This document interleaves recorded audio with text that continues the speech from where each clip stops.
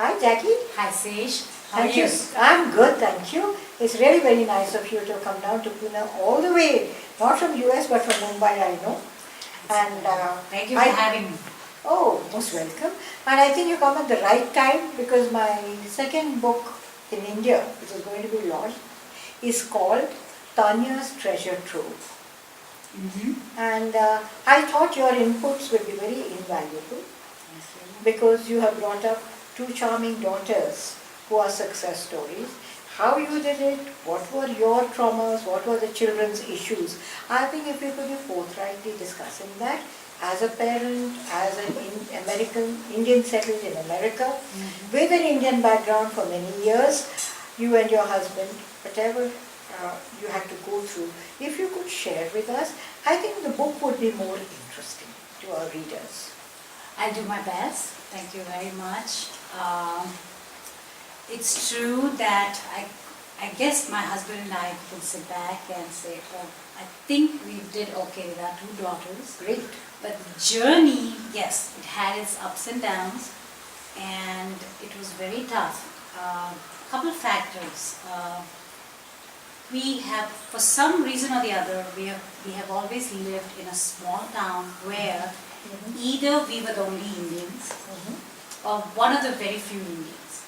So to put that in perspective, I think prior to this we were talking about, a strong Indian community in these big cities where, we can continue our traditions. That was never a case with me because we were very literally the minority.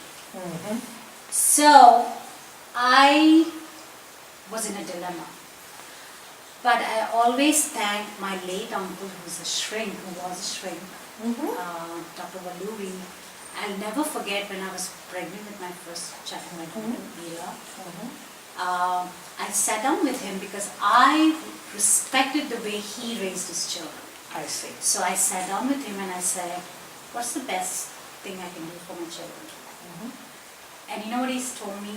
Sesh, let them be. And it took me a long time to understand what he meant by that. And I went back to him and I said, what do you mean by that? So he gave me a little background because he presented papers on immigrants and the trials and tribulations of raising children in a foreign culture as a psychiatrist. And what he said was, one of the things we tend to do as immigrants is force our culture on our children because of the guilt we feel for leaving our motherland. So what he said was, think of it this way, for your children, that country, and in our case it happened to be the US, for your children, the US is their natural habitat. Right. Okay, he put it in very animalistic terms, but hey, yes, we evolved from that. He's right. US is the natural habitat. For them, our responsibility as parents is to teach them the skills to survive in that habitat. We were not too hung up on we've got to raise them Indian, we've got to teach them our mother tongue, blah blah blah, our religion, etc. But on the other hand, we were not into, Anglophile kind of a thing. Okay?